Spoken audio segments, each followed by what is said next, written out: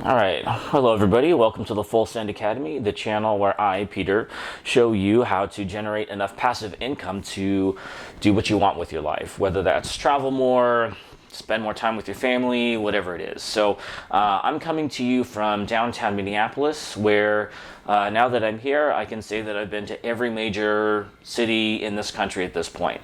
I just got done taking my scooter around the waterfront, the university, the Viking Stadium, all during sunrise. It's really beautiful. There's tons of bike paths. It was really nice. On Wednesday, I was in Milwaukee, where I got to see Slipknot live. That was a really good show. Those guys, I mean, they have just as much energy as when I saw them play for the first time in 2001, so 20 years ago. They still got it. On Monday, I was in Cincinnati to watch Monday Night Raw. That was a pretty good show. And the weekend before that, so one day before Monday Night Raw, I was in Legend Valley, Ohio for Lost Lands, which is, I think, probably the most fun event I've been to since 2018. It's basically a prehistoric themed music festival where they put a bunch of dinosaurs in it, and you have the raw primal energy of dubstep combined with the kind of raw primal energy of dinosaurs, and they create this whole world that you get to immerse yourself in. It's really fun. But I'm mentioning all these things because if I had a regular job, like if I was still a teacher, I would not be able to, go to all these different cities and do all these fun things in 1 week unless it was summer break. The only way I'm able to do this is because I bought enough investment property and I have enough passive income coming in where, I can do these things and not worry too much about the cost in time, money, being at work, all that kind of stuff. So that's what this channel is all about. It is about getting you to the point where you can generate enough passive income to do what you want. So you're not going to be able to buy property if you don't have down payment money. And in order to get a down payment, you're going to need to save up some money. So that's what this video is going to go over today. We're going to go over some of the math behind how to do that. So a lot of people think that you need 20% down. You don't. If you do a traditional loan, a lot of cases you need 20%. But if you do an FHA loan, which is pretty easy to get, you only need 3.5%. So if you buy a new investment property every 2 years, you're doing very well, especially if you start early. If you start saving when you're 18 and you buy your first property when you're 20, and then another one when you're 22, and then another one when you're 24, you're going to be doing real well. To be able to do what I do, I only needed 2 houses. That's it. Some people will need 3, but if you want to travel in South America, where I'm going later this year, you only need 1. So we're going to take, we're going to see if you can get to a down payment in 1 year, though.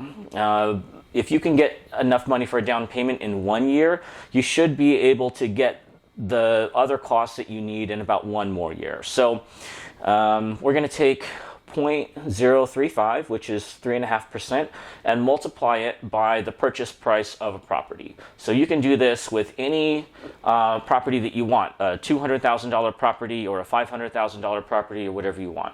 So in this example, we're going to do $300,000. So 3.5% of $300,000 is $10,500. So we are going to get to $10,500. So you can always earn more money, but for a lot of people, I think the easiest way is just to cut certain things out of your budget. So when most people try to save money for something, they usually take the most expensive item that they have and they just eliminate it. So let's say that you go on vacation once a year and it costs $2,000.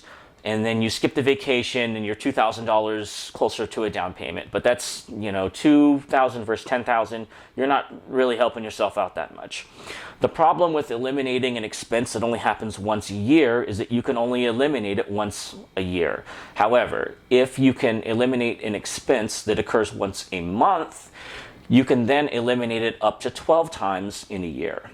If there's something that you buy every week, you can eliminate it 52 times a year. And if it's every day, you can eliminate it 365 times. And if it's twice a day, you can double that even. So in our first example, we're going to take something very inexpensive, $7. This could be anything that costs $7. Let's say you go to Starbucks every day and it's $5, and change plus tax and tip is $7. Okay, if I take 7 and I multiply by 365, we're already at $2,500. Okay, let's say that we have, let's say you go out, and when you're at a restaurant, you buy a drink twice, let's say.